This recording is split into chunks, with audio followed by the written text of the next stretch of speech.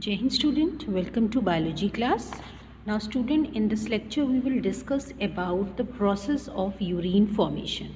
Now we have discussed the structure of nephron in which we have seen different parts of the nephron. Okay, broadly nephron को हमने दो parts में divide किया था. एक part क्या था? That was the glomerulus, and the next part was the renal tubule. Okay, so this is the glomerulus part, and this rest of the part is known as renal tubule. Okay, now how these parts help in the formation of urine, that we are going to discuss here. Now urine is a liquid byproduct secreted by kidney. Its main purpose is to remove waste like urea, uric acid, excess water from blood. Now the process of filtration, this process occur in kidney, and the basic filtration unit which perform this function, that is known as nephrons. Now in each kidney, if we see each kidney, they has a millions of nephrons, millions of tubular structures are present, and these are known as nephrons. Now urine formation जो है, it starts from there, means the nephrons, they participate in the filtration. Okay, they help to filter the blood and finally converted into the urine. ठीक है, जो filtrate होता है उसको वो धीरे धीरे यूरिन में कन्वर्ट कर देते हैं. Now urine formation it basically occurs in 3 step, as you can see: filtration, reabsorption and secretion. Now first we will talk about the filtration. Now filtration of blood it take place in the glomerulus and termed as glomerular filtration. इसको glomerular filtration भी कहते हैं, ultra filtration भी कहते हैं. Okay, and this filtration occur in glomerulus part जो होता है वहाँ पे होता है. ना ब्लड जो है, ब्लड रीचेस टू ग्लोमेरुलस. दो मैंने बताई थी आर्टरीज होती हैं, एफरेंट, एक होता है एफरेंट आर्टियोल और एक होता है efferent arteriole. So efferent arteriole के through, that this you can see, efferent arteriole के थ्रू ब्लड पहुँचता है ग्लोमेरुलस में और वहाँ पे ब्लड जो है फिल्टर होता है. उसके बाद जो भी बचा हुआ ब्लड होता है that moves through efferent arteriole. Efferent arteriole के थ्रू मूव करके ये इसी रीनल ट्यूब्यूल्स के अलोंग जो है पेरीट्यूबुलर एक्सिस के फॉर्म में इसको कवर कर लेता है. ओके, और उसको हम बोलते हैं vasa recta. And finally after that it comes out in the form of renal vein, जो कि कहाँ चली जाती है? हार्ट में चली जाती है. तो यही इफरेंट आर्टियोल जो है ये फाइनली जो है लूप ऑफ हेनले के अक्रॉस जो है ये पूरा, ये भी एक यू शेप स्ट्रक्चर बनाता है जिसको हम बोलते हैं vasa recta. And finally it comes out from the kidney, from the glomerulus in the form of renal vein. ये आपको याद रखना है. ओके, नाउ सो ग्लोमेरुलस की बात करते हैं. ग्लोमेरुलस जो है बेटा, here the blood is filtered and the blood is filtered through 3 layers. 3 layers होती हैं. Okay, the first layer is your endothelium of, ये जो होती है जो इसके अलॉन्ग जो ग्लोमेरुलस जो कैपिलरीज होती हैं इसको जो लाइन करती है that is known as endothelium.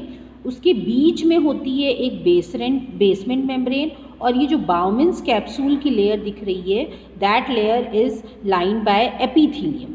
और ये जो है बनी होती है सेल से जिनको हम क्या बोलते हैं? Podocyte sales.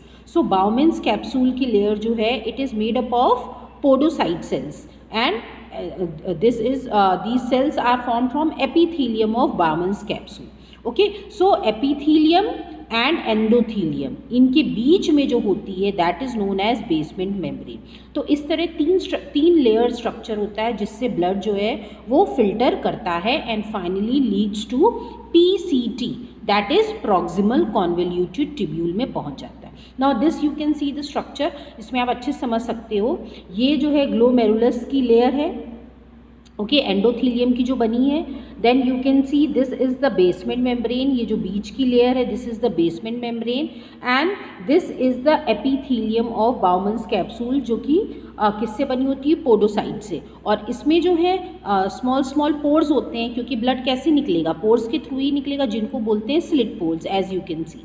Okay, so filtration जो है, सो ऑन एन एवरेज अगर हम बात करें तो 1100 से 1200 ml फिल्टर्ड होता है किडनी से हर 1 मिनट में। और टोटल ब्लड हमारी बॉडी में कितना होता है 5 लीटर टू 5500 लीटर, 5 लीटर या फिर 5 लीटर एंड 500 ml। ओके, सो इसका ये कितना हो गया, ये 1/5 पार्ट हो गया ब्लड का।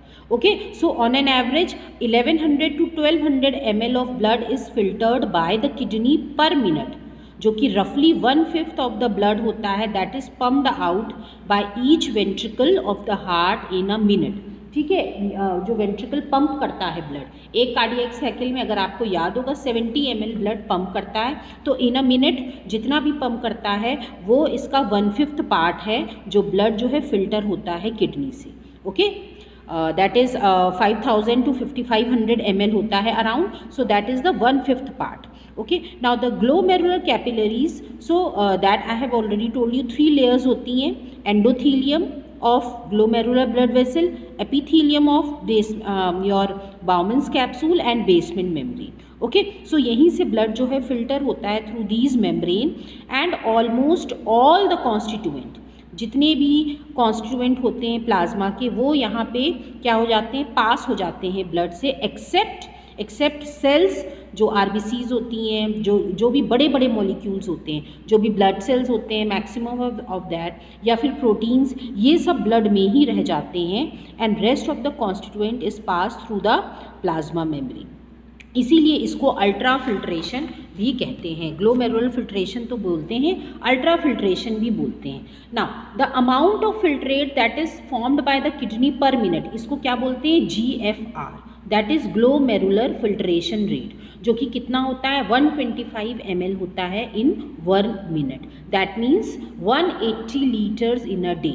So how much blood is filter जो होता है ब्लड वो कितना होता है 180 लीटर, लेकिन अगर हम देखें यूरिन कितना बॉडी से निकलता है 1 to 1.5 litre only, so that is about 99% of the filtrate is reabsorb. इसका मतलब क्या होता है कि 99% जो फिल्ट्रेट निकला ग्लोमेरुलस से वो फिर से रीएब्जॉर्ब होगा। ओके, और यही कहलाता है रीएब्जॉर्प्शन प्रोसेस, जिसमें रीएब्जॉर्प्शन होता है।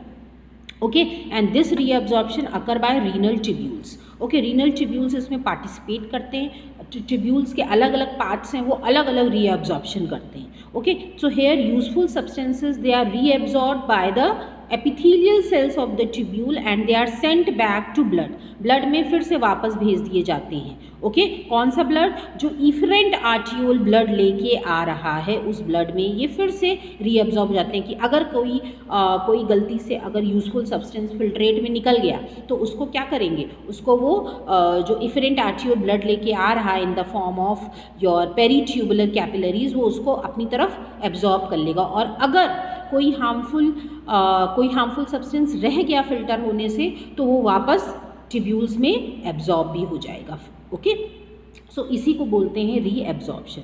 सो waste are absorb from blood and send to the filtrate, water moves under osmotic pressure.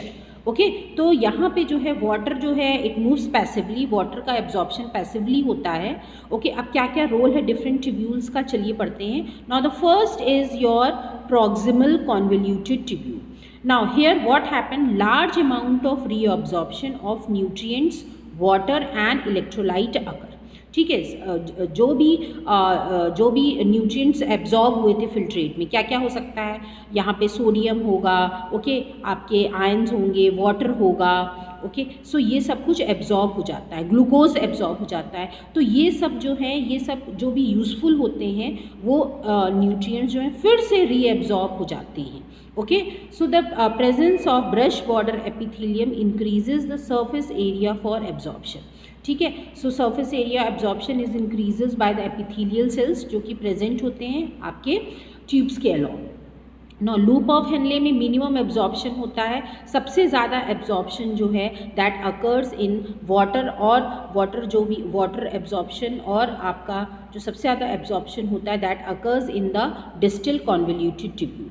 Okay, sorry, proximal convoluted tubule में एब्जॉर्प्शन होता है। Okay, so minimum reabsorption occur here and the main important role of loop of Henle is in osmoregulation. कैसे होता है वो अभी हम physiology discuss करेंगे। डिस्टल कॉन्वोल्यूटेड ट्यूब्यूल में कंडीशनल रीअब्जॉर्प्शन होता है। इसका मतलब क्या है, डिपेंड करता है क्या कंडीशन है बॉडी की, बॉडी डिहाइड्रेटेड है कि बॉडी पूरी तरह सैचुरेटेड है वाटर से। ठीक है, किस तरह इसको भी हम पढ़ेंगे। यहाँ पे कुछ सेल्स होते हैं, ठीक है, जो जेक्स्ट्रा मेडुलरी नेफ्रॉन के बारे में आपने पढ़ा था, वो यहाँ पे इसका मेन रोल होता है।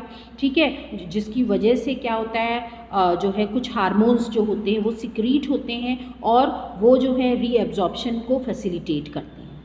कलेक्टिंग डक्ट में भी रीअब्जॉर्प्शन होता है वाटर का। Okay, so this is about the reabsorption कैसे होता है। नाउ आगे सिक्रीशन पढ़ते हैं। नाउ सिक्रीशन जो है, the filtrate absorbed in the glomerulus flow through renal tubule where nutrients and water are reabsorbed into capillaries. At the same time, waste ions and hydrogen ions pass from capillaries into renal tubule. Now this process is called secretion. Now secretion में क्या हुआ कि जो भी waste ions और hydrogen ions होते हैं, they also pass from capillaries to renal tubule. जो पेरीट्यूबुलर कैपिलरीज है उसमें जो भी वेस्ट आयंस है, हाइड्रोजन आयंस हैं, वो क्या होते हैं, वो पास हो जाते हैं कहाँ पे, वो पेरीट्यूबुलर कैपिलरी से रीनल ट्यूब्यूल में पास हो जाते हैं। इसी को हम बोलते हैं सिक्रीशन। मीन्स अगर कुछ भी वेस्ट, जो इफरेंट आर्टियोल जो ब्लड लेके आ रहा है, अगर उसमें कुछ भी वेस्ट है तो वो इसमें फिर से एब्जॉर्ब हो जाएगा। वो जो आपका ट्यूब्यूल्स हैं उनमें वो वेस्ट जो है वो कैपिलरीज के थ्रू एब्जॉर्ब हो जाएगा। The secreted ion combine with remaining filtrate and becomes urine, and urine flows out of the nephron tubule into a collecting duct and finally जो है collecting जो है it pass out of the kidney through renal pelvis into ureter and then into the bladder और urine collect हो जाता है। So cells of the tubules they secrete substances into filtrate. Now क्या क्या रोल है ये हम पढ़ते हैं। proximal convoluted tubule क्या secrete करता है, that is your hydrogen ion, ammonia and potassium ion. Loop of inlet transport of water. Ascending limb active या पैसिव ट्रांसपोर्ट इलेक्ट्रोलाइट्स का। यूजुअली जो सोडियम आयंस होते हैं वो पैसिवली एब्जॉर्ब होते हैं, सॉरी एक्टिवली एब्जॉर्ब होते हैं। डिस्टल कॉन्वोल्यूटेड ट्यूब्यूल क्या करता है, selective secretion of hydrogen, ammonia and potassium ions. And lastly collecting duct जो है it facilitates selective secretion of hydrogen ion and potassium ion. So this is about the urine formation. Hope you all have understood. Thank you everyone.